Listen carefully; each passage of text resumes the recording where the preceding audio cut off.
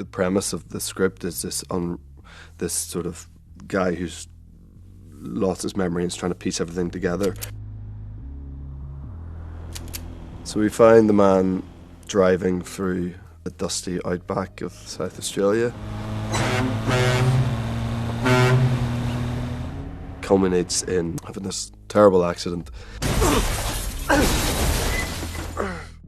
Wakes up in hospital, doesn't remember anything, doesn't know who he is. And then this mad, epic journey starts of him trying to piece together what's happened. You know, I keep telling myself to just try and remember, you know, but it's like trying to make yourself fly. Helen is brand new to being a police officer, but it's also something that she's always wanted to do, was a little too scared to do. Finally got the courage to do it. I think her naivety in this field is also what kind of makes her amazing, because she's not jaded. Helen Chambers, here to take a statement. She's willing to look at someone and say, hey, I trust my gut, I trust my instinct, and I know that you're good, and I'm gonna help you through this.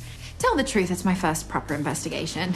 Although it's not technically my investigation, because most of my experience has been in traffic. Helen's relationship with the man is interesting. When you wake up with absolutely no memory, it's gonna be very difficult to trust someone, and I think that instantly they form a trust, and that carries throughout the show. Okay, so, what do we know? Well, sorry. And with every character, you're not entirely sure where they are, how they're connected to the man, what's going on there. Helen is kind of the one person that is like, hey, this is who she is. She doesn't know this guy. And so you can actually believe and trust what she's saying. And that automatically just brings a lightness to it, because everything else is almost a mystery. I don't know if you're a glass half full kind of guy or a glass half empty. But something's gonna come up. We'll find out who you are. It's a challenge. I've never played a character who's so constantly in turmoil and so constantly on edge and so constantly confused and so constantly angry. I have nothing. I have no name, no home, no clothes. The ones they've given me probably belong to a dead guy. You know, for him, there's always something just hitting him down, and when he thinks something good happening, that changes, and he's in this sort of constant state of flux and mayhem, really. What brings you all the way out here? If I told you, I don't think you'd believe me. So we first meet Lucy when she is working at Gloria's Diner as a waitress.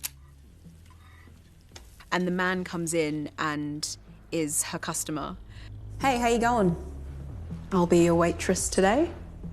Name's Lucy, with an I. And an event occurs that sort of draws these two strangers together. I've never met anyone with amnesia before. Is there anything that I can do, or? You could start by giving me the lemonade. Oh, yeah, sorry. Oh! She figures out that he needs a bit of help figuring out who he is, and they end up going on that journey, and she sort of tags along to help him figure out his identity and who it might be from his past that's trying to catch up to him. What are you thinking about? Either I have the worst luck in the world or someone's trying to kill me. To be fair, I think having the worst luck in the world would be someone trying to kill you. That's a good point. She's so headstrong and interesting and mysterious. She essentially goes on a journey of trying to control the present whilst outrunning her past. Hey, I didn't mean to laugh at you back there. I've just got this awkward thing I do when I'm nervous. I was just drawn to that sense of someone who's grappling with what the truth is and trying to find out answers, you know. I think we're all kind of trying to do that as we stumble through life anyway, so. You've got, like, amnesia? Yeah. Mate, that is awesome! Yeah, it's really not. You don't know a lot about him from the start, and you don't know a lot about him really until the end of the first episode. It's the first kind of glimpse into something maybe quite sinister going on with this guy.